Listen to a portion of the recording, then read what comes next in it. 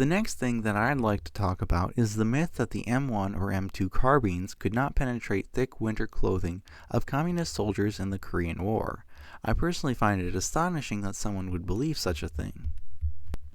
So we have one person who specifically asked about this to two men who had used M2 carbines in the Korean War, and one of them actually laughed at the question, and both of them said that they had no problems with the penetration of the rounds. Likewise, there was one YouTube video that tested the penetration of various rounds in wood, and the M1 carbine had over 13 inches of penetration, so an inch or two of heavy clothing would be entirely insignificant to the .30 carbine round. The origin of this myth is that people would not always stop running or fighting when shot with .30 carbine rounds. Generally speaking, though, this was not a frequent problem because with over 50 infantry actions in Korea, there was only 7 people that said that they had fired into a vital part of the enemy's body with the carbine, and yet the enemy would still keep coming. In fact, one British SAS soldier in the Malay Emergency also used the M2 carbine because it was light, accurate, and had a high fire rate.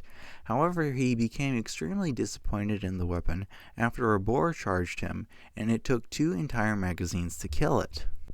In rather colorful language, he says he'd be better off with a pocket full of cream buns than the M2 carbine that he called a useless weapon with no stopping power. Full Metal Jacket .30 carbine rounds obviously don't do an excessive amount of damage, hence the complaints of a lack of stopping power. He also states that it would have only taken one .303 round to kill the hog in comparison. While I don't doubt that statement, I would like to add a bit more context.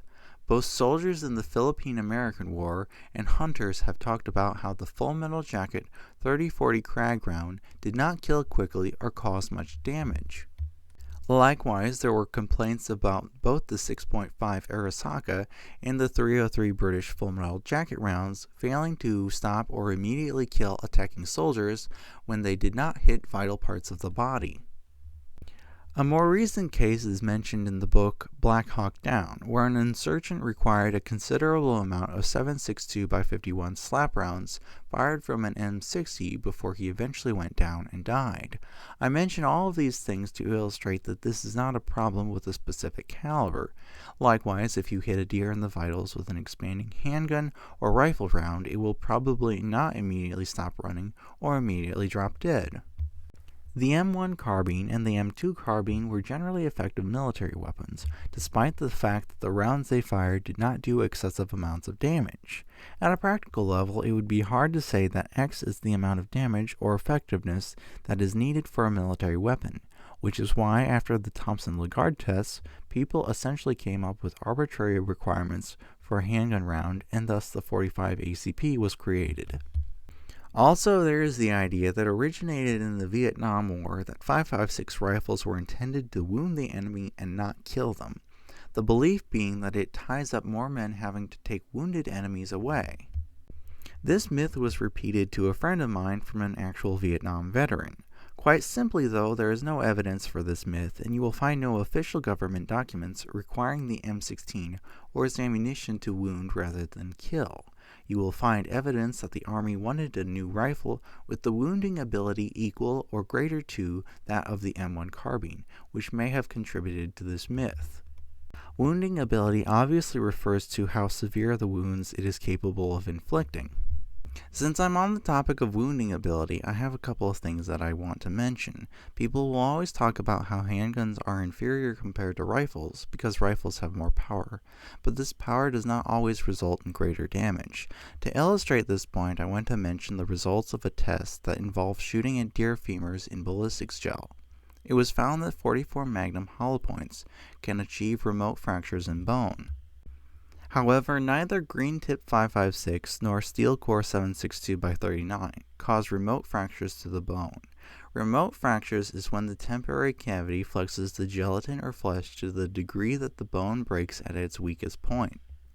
Since the weakest point of bone has no connection to the location of impact, that's why they are called remote fractures.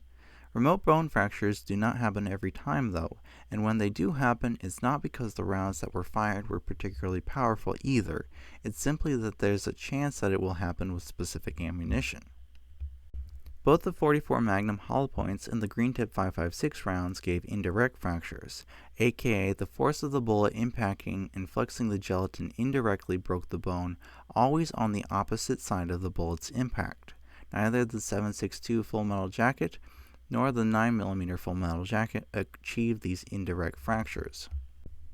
Some people will say without evidence that a specific bullet or caliber has a specific property, or they'll make the assumption that .762 x 39 is better than .556 because someone shot with .556 did not immediately die. In comparison, we now have good evidence that common kinds of rifle ammunition that soldiers are using in war, green tip .556 and steel core .762 x 39, are not causing remote bone fractures that common civilians' .44 Magnum ammunition is. Likewise, this chart shows that a .762 x 51 Full Metal Jacket round shot into pig limbs can actually lose less energy on impact and therefore do less damage than a 9mm hollow point. The reason for this is that jacketed hollow points generally start expanding quickly, and military Full Metal Jacket rounds generally have to slow down and either yaw or fragment before they can start doing serious damage. There was also a study regarding the wounds received by victims of mass shootings. The results were that handguns had an overall higher lethality rate compared to rifles, shotguns, and multiple firearms. The reason why this was the case was because victims shot with handguns had more fatal head wounds and more wounds in general and more organs damaged than those with the other weapons. The result of this was that the victims shot with weapons other than handguns were more likely to potentially survive if they could get medical treatment. I feel obligated to make a tangent about preventing mass shootings though. I've mentioned in a previous video that mass shootings are a symptom of societal decay, and so the idea that you should go after the tool, the weapon, instead of the root cause of the problem is a counterproductive distraction. A distraction that may give some politicians the feeling that they have accomplished something and some more support from a polarized voting base. However, reactionary gun control laws will ultimately fail to protect lives. A blind step towards more gun control is inevitably one step farther away from a real solution. Back to the point, people will make the assumption that less power or a smaller bullet results in less combat effectiveness as well. This is not always the case. For trappers fighting wars against Native Americans, a couple of 6-shot revolvers had far greater firepower than a single-shot Sharps rifle. In one encounter, 100 Native Americans charged a camp of trappers. The rifles and shotguns were fired, bringing the charge to a stop, before the trappers opened fire with their 6 guns, one in each hand. The Native Americans had planned on killing the trappers after the rifles had been fired, and did not expect each trapper to have such firepower afterwards, 2 6-guns per man.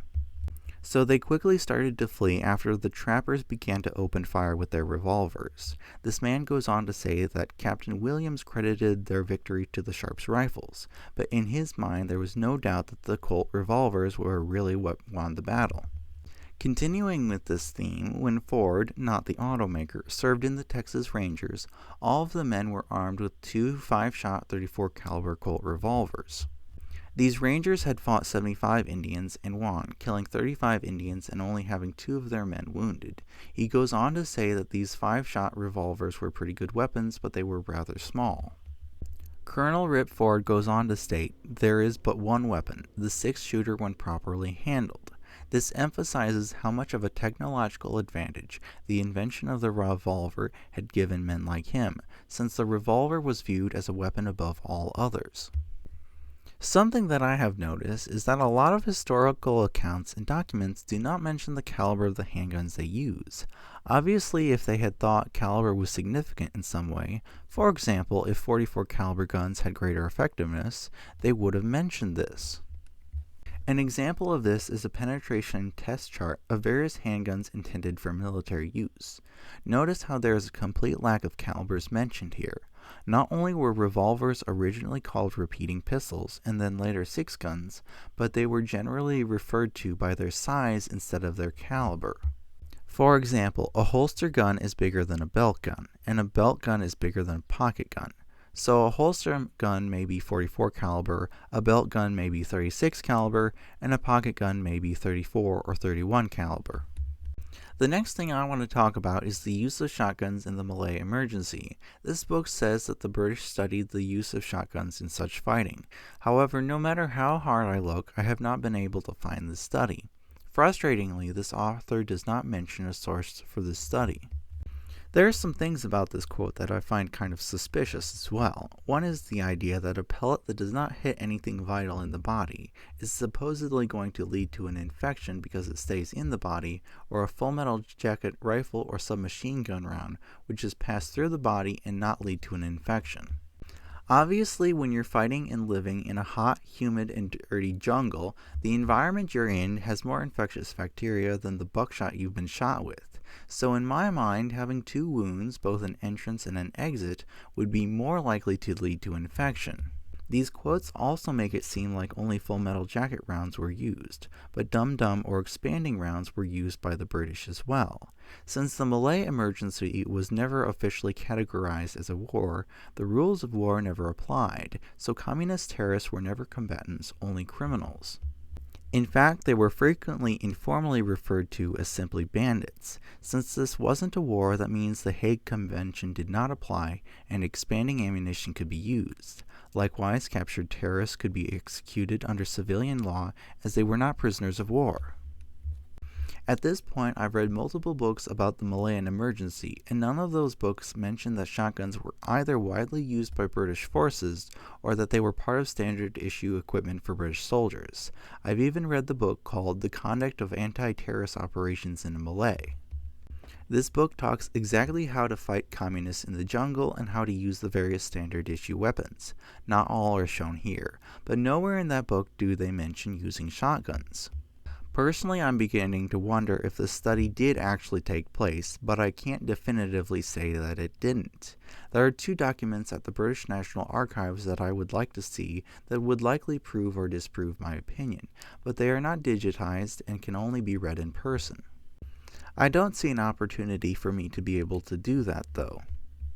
I do know that the British and the police field force had access to shotguns, and I also know that the locals on the police force were issued shotguns.